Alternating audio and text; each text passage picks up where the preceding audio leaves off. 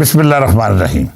ਸੱਜਣੋ ਤੇ ਮਿੱਤਰੋ, ਦੁਨੀਆ ਦੀ ਤਾਰੀਖ ਦੱਸਦੀ ਹੈ ਕਿ ਤਰੀਕਾਂ ਉਹੀ ਕਾਮਯਾਬ ਹੁੰਦੀਆਂ ਨੇ ਜਿਨ੍ਹਾਂ ਵਿੱਚ ਲੁਕਾਈ ਬਰਾਹ ਰਾਸਤ ਸ਼ਾਮਿਲ ਹੋ ਜਾਏ।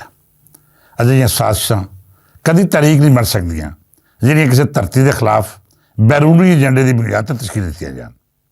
ਮੈਂ ਪਹਿਲਾਂ ਵੀ ਕਈ ਵਾਰੀ ਆਖਿਆ ਹੈ ਕਿ ਜਿਹੜੇ ਲੋਕ ਲਸਾਨੀ, ਮਸਲਕੀ ਜਾਂ ਮਜ਼ਹਬੀ ਬੁਨਿਆਦ ਉੱਤੇ ਇਨਸਾਨਾਂ ਨਫ਼ਰਤ ਦਾ ਚਲਨ ਇਖਤਿਆਰ ਕਰਦੇ ਨੇ, ਉਹ ਧਰਤੀ ਦੇ ਸਭ ਤੋਂ ਵੱਡੇ ਨਾਸੂਰ ਹੁੰਦੇ ਨੇ। ਦੁਨੀਆ ਵਿੱਚ ਅਜਿਹੇ ਬਹੁਤ ਸਾਰੇ ਅਹਿਸਾਨ ਫਰਾਮੋਸ਼ਾਂ ਦੀਆਂ ਮਿਸਾਲਾਂ ਮੌਜੂਦ ਨੇ ਜਿਨ੍ਹਾਂ ਨੇ ਉਹਨਾਂ ਨੂੰ ਡੰਗ ਮਾਰਿਆ ਜੋ ਇਹਨਾਂ ਦਾ ਆਸਰਾ ਬਣੇ ਅਤੇ ਜਿਨ੍ਹਾਂ ਇਹਨਾਂ ਨੂੰ ਪਨਾਹ ਦਿੱਤੀ।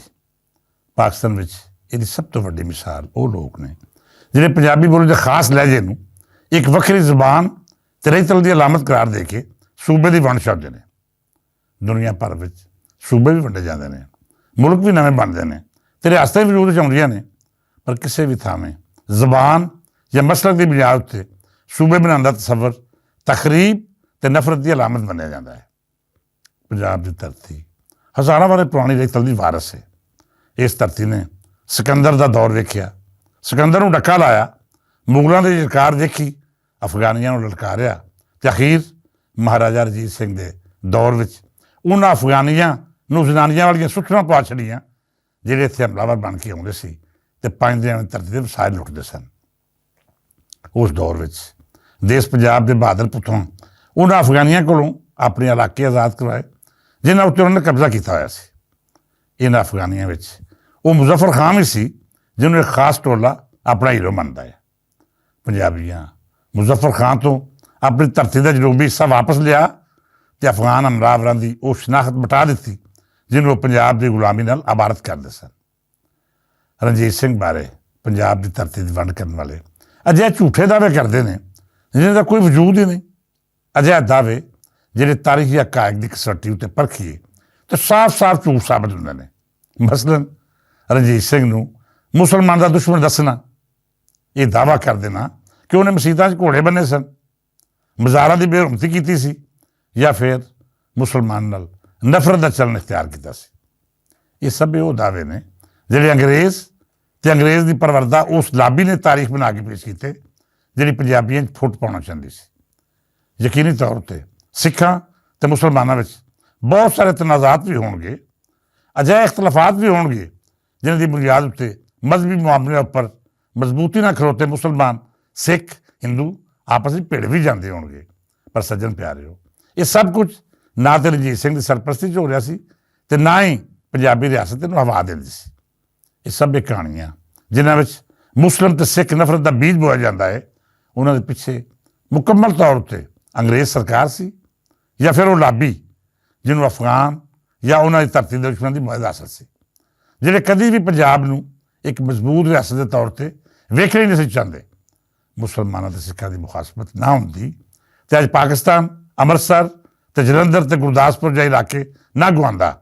ਦਰ ਹਕੀਕਤ 47 ਵਿੱਚ ਪੰਜਾਬ ਨੂੰ ਵੰਡਣਾ, ਮਜ਼ਹਬ ਦੀ ਬੁਨਿਆਦ 'ਤੇ ਸਿੱਖ ਅਤੇ ਮੁਸਲਿਮ ਨੂੰ ਇੱਕ ਦੂਜੇ ਦੂਰ ਕਰਨਾ ਉਸ ਪਾਕਿਸਤਾਨ ਦੀ ਸਾਲਮੀਅਤ ਦੇ ਖਿਲਾਫ ਸਾਜ਼ਿਸ਼ ਸੀ ਜਿਹੜਾ ਕਾਇਦ ਆਜ਼ਮ ਮੁਹੰਮਦ ਜਿਨਾਹ ਦੀ ਸੋਚ ਦੇ ਮੁਤਾਬਕ ਦੁਨੀਆ ਦੇ ਨਕਸ਼ੇ 'ਤੇ ਉੱਭਰ ਰਿਹਾ ਸੀ।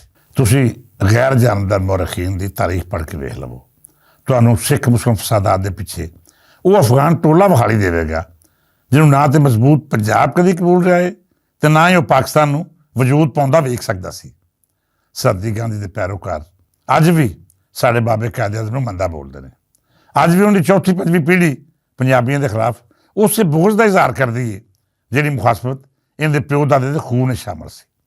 ਮੈਂ ਬੜੇ ਵਸੂਖ ਨਾਲ ਇਹ ਸਾਬਤ ਕਰ ਰਿਹਾ ਹਾਂ ਕਿ ਤਾਰੀਖੀ ਹਕਾਇਕ ਹਮੇਸ਼ਾ ਤੋਂ ਦੱਸਦੇ ਰਹੇ ਨੇ ਕਿ ਪੰਜਾਬ ਨੂੰ ਕਮਜ਼ੋਰ ਕਰਨ ਵਾਲੇ ਦਾ ਤਾਲੁਕ ਕਿਸੇ ਵੀ ਖਿੱਤੇ ਨਾਲ ਰਿਹਾ, ਉਹ ਕਿਸੇ ਵੀ ਧਰਤੀ ਦਾ ਵਸਨੀਕ ਹੋਇਆ, ਉਹ ਹਮੇਸ਼ਾ ਪਾਕਿਸਤਾਨ ਦਾ ਦੁਸ਼ਮਣ ਸੀ। ਉਹਨੇ ਹਮੇਸ਼ਾ ਅੰਗਰੇਜ਼ ਅਤੇ ਹਿੰਦੁਸਤਾਨ ਦੀ ਕਠਪੁਤਲੀ ਬਣ ਕੇ ਸਾਡੇ ਵਤਨ ਨੂੰ ਕਮਜ਼ੋਰ ਕਰਨ ਦੀ ਸਾਜ਼ਿਸ਼ ਰਚਾਈ। ਸੱਜਣ ਪਿਆਰਿਓ, ਤੁਸੀਂ ਅੱਜ ਦੇ ਹਾਲਾਤ ਦੇਖੋ ਤਾਂ ਤੁਹਾਨੂੰ ਪੰਜਾਬ ਦੀ ਉਹੀ ਵੰਡ ਯਾਦ ਆਵੇਗੀ ਜਦੋਂ ਸਿੱਖਾਂ ਅਤੇ ਮੁਸਲਮਾਨਾਂ ਨੂੰ ਲੜਾ ਕੇ ਪੰਜਾਬ ਨੂੰ ਕਮਜ਼ੋਰ ਕੀਤਾ ਗਿਆ। ਹਾਲਾਂਕਿ ਜੰਗੀ ਆਜ਼ਾਦੀ ਵਿੱਚ ਮੁਸਲਮਾਨ ਅਤੇ ਸਿੱਖ ਰਲ ਕੇ ਅੰਗਰੇਜ਼ ਦੇ ਖਿਲਾਫ ਲੜੇ। ਭਗਤ ਸਿੰਘ ਨੇ ਕਿਸੇ ਥਾਂ ਇਹ ਗੱਲ ਨਹੀਂ ਸੀ ਕੀਤੀ ਕਿ ਉਹ ਖਾਲੀ ਇੱਕ ਕੌਮ ਦੀ ਆਜ਼ਾਦੀ ਲਈ ਜੰਗ ਲੜ ਰਿਹਾ ਹੈ। ਰਾਜਾ ਅਹਿਮਦ ਖਾਨ ਖਰਲ ਨੇ ਵੀ ਕਿਸੇ ਥਾਂ ਇਹ ਦਾਅਵਾ ਨਹੀਂ ਸੀ ਕੀਤਾ ਕਿ ਉਹ ਸਿਰਫ ਮੁਸਲਮਾਨ ਦਾ ਲੀਡਰ ਹੈ। ਉਹ ਸਭੇ ਪੰਜਾਬੀਆਂ ਦੀ ਜੰਗ ਲੜਨ ਵਾਲੇ ਹੀਰੋ ਸਨ ਜਿਹੜੇ ਹਮੇਸ਼ਾ ਤੋਂ ਆਪਣੀ ਧਰਤੀ ਦੇ ਵਫਾਦਾਰ ਰਹੇ ਅਤੇ ਅਖੀਰ ਇਹਦੇ ਉੱਤੇ ਕੁਰਬਾਨ ਵੀ ਹੋ ਗਿਆ। ਇਹ ਗੱਲ ਬਾਅਦ ਵਿੱਚ ਕਰਾਂਗਾ। ਕਿਰਾਇਆ ਅਹਿਮਦ ਖਾਲਜਾ ਅਜ਼ੀਮ ਮੁਜਾਹਿਦ ਨੂੰ ਸ਼ਹੀਦ ਕਰਵਾਉਣ ਵਾਲੇ ਕੌਣ ਸੀ, ਉਹਨਾਂ ਵਿੱਚ ਕਿੰਨੇ ਸਿੱਖ ਸਨ, ਕਿੰਨੇ ਮੁਸਲਮਾਨ, ਕਿੰਨੇ ਹਿੰਦੂ, ਅਤੇ ਉਹਨਾਂ ਦਾ ਪਿਛੋਕੜ ਕੀ ਸੀ। ਬਹਰਹਾਲ ਮੈਂ ਆਪਣੇ ਉਸੇ ਮੌਜੂ 'ਤੇ ਵਾਪਸ ਆਉਣਾ ਜਿਹੜਾ ਧਰਤੀ ਦੀ ਵੰਡ ਬਾਰੇ ਅਸੀਂ ਅੱਜ ਛੋਇਆ ਸੀ। ਮੈਂ ਬਾਰ-ਬਾਰ ਇਹ ਆਖਦਾ ਰਿਹਾ ਹਾਂ ਕਿ ਇਹਨਾਂ ਲੋਕਾਂ ਕੋਲ ਕੋਈ ਦਲੀਲ ਜਾਂ ਕੋਈ ਤਾਰੀਖੀ ਹਵਾਲਾ ਮੌਜੂਦ ਹੀ ਨਹੀਂ ਜਿਸ ਪਾਰੋਂ ਅਸੀਂ ਇਹ ਮੰਨ ਸਕੀਏ ਕਿ ਮੁਲਤਾਨ, ਬਾਵਲਪੁਰ, ਬਾਬਲ ਨਗਰ, ਸਾਹੀਵਾਲ, ਲਾਹੌਰ ਜਾਂ ਪਿੰਡੀ ਵੱਖੋ ਵੱਖ ਰਿਆਸਤੀ ਇਲਾਕੇ ਸਨ। ਮੈਂ ਅੰਗਰੇਜ਼ ਸਰਕਾਰ ਦੇ ਪੈਦਾ ਕੀਤੇ ਨਵਾਬਾਂ ਦੀ ਗੱਲ ਨਹੀਂ ਕਰ ਰਿਹਾ ਜਿਨ੍ਹਾਂ ਅੰਗਰੇਜ਼ ਦੀ ਗੁਲਾਮੀ ਦੇ ਬਦਲੇ ਜਾਗੀਰਾਂ ਤੇ ਰਿਆਸਤਾਂ ਲਈਆਂ। ਮੈਂ ਉਸ ਧਰਤੀ ਦੀ ਗੱਲ ਕਰ ਰਿਹਾ ਹਾਂ ਜਿਹੜੀ ਹਜ਼ਾਰਾਂ ਸਾਲ ਤੋਂ ਪਹਿਲਾਂ ਮੌਜੂਦ ਸੀ, ਜਿਹਨੂੰ ਇੰਤਜ਼ਾਮੀ ਬੁਨਿਆਦਾਂ ਵਜੋਂ ਤੇ ਛੋਟੇ ਯੂਨਿਟਾਂ 'ਚ ਵੰਡਿਆ ਗਿਆ, ਪਰ ਕਦੀ ਕਿਸੇ ਨੇ ਇਹਦੀ ਸਕਾਫਤ, ਰੀਤ ਰਿਵਾਜ ਜਾਂ ਤਾਰੀਖੀ ਪਿਛੋਕੜ ਉੱਤੇ ਸਭ ਖੂਰ ਮਾਰਨ ਦੀ ਜ਼ਰੂਰਤ ਨਹੀਂ ਸੀ ਕੀਤੀ। ਇੰਝ ਜਿਵੇਂ ਲਾਹੌਰ ਡਿਵੀਜ਼ਨ ਨੇ, ਰਾਵਲਪਿੰਡੀ ਡਿਵੀਜ਼ਨ ਨੇ, ਪਸ਼ਾਵਰ ਡਿਵੀਜ਼ਨ ਨੇ, ਮੁਲਤਾਨ ਜਾਂ ਇਸ ਤੋਂ ਅਗਾਂਹ ਦੇ ਇਲਾਕੇ ਹੋ ਸਕਦੇ ਨੇ। ਇਹ ਸਭੇ ਇੰਤਜ਼ਾਮੀ ਤਕਸੀਮਾਂ ਨੇ। ਇਹ ਤਕਸੀਮ ਧਰਤੀ ਜਾਂ ਸੂਬੇ ਦੀ ਵੰਡ ਨਹੀਂ। ਦੁਨੀਆ ਵਿੱਚ ਸੂਬੇ ਵੀ ਵੰਡੇ ਜਾਂਦੇ ਨੇ ਅਤੇ ਨਵੀਆਂ ਰਿਆਸਤਾਂ ਵੀ ਬਣਦੀਆਂ ਨੇ, ਪਰ ਇਹਨਾਂ ਦੀ ਕੋਈ ਬੁਨਿਆਦੀ ਵਜ੍ਹਾ ਹੁੰਦੀ ਹੈ। ਇਹ ਨਹੀਂ ਕਿ ਕੋਈ ਟੋਲਾ ਕੌਮ ਪ੍ਰਸਤੀਆਂ ਦੀ ਉਸਕਲ 'ਤੇ ਆ ਕੇ ਕਿਸੇ ਹੋਰ ਧਰਤੀ ਦਾ ਕਾਬਜ਼ ਬਣਨ ਦਾ ਦਾਅਵਾ ਕਰ ਦੇਵੇ, ਫਿਰ ਪਿੱਛੋਂ ਆਪਣੇ ਪਿਓ ਰਾਜਨਾਥ ਸਿੰਘ ਦੀ ਮਦਦ ਲੈ ਕੇ ਪਹਿਲੋਂ ਪੰਜਾਬ ਫਿਰ ਪਾਕਿਸਤਾਨ ਨੂੰ ਕਮਜ਼ੋਰ ਕਰਨ ਦੀਆਂ ਉਹ ਸਾਜ਼ਿਸ਼ਾਂ ਕਰੇ ਜਿਹੜੀਆਂ ਇਸ ਤੋਂ ਪਹਿਲੋਂ GM ਸੈਯਦ ਜਾਂ ਸਰਦੀ ਗਾਂਧੀ ਦੀ ਆੜ ਉੜਾਦ ਕਰਦੀ ਰਹੀ ਹੈ। ਮੈਂ ਆਪਣੀ ਸਰਕਾਰਾਂ ਨੂੰ ਅਤੇ ਉਹਨਾਂ ਦੇ ਨਾਲ ਨਾਲ ਐਸਟੈਬਲਿਸ਼ਮੈਂਟ ਨੂੰ ਵੀ ਆਖਾਂਗਾ ਕਿ ਇਸ ਮਾਮਲੇ ਨੂੰ ਇੰਤਹਾਈ ਬਾਰੀਕੀ ਨਾਲ ਵੇਖੋ। ਸੂਬਾ ਲਸਾਨੀ ਬੁਨਿਆਦ 'ਤੇ ਵੰਡਣ ਦੀ ਗੱਲ ਕਰਨ ਵਾਲੇ ਅਤੇ ਇਸ ਧਰਤੀ ਰੱਬ ਸਾਜ਼ਿਸ਼ਾਂ ਕਰਨ ਵਾਲੇ ਹਿੰਦੁਸਤਾਨੀ ਏਜੰਸੀਆਂ ਦੇ ਏਜੰਟ ਨੇ।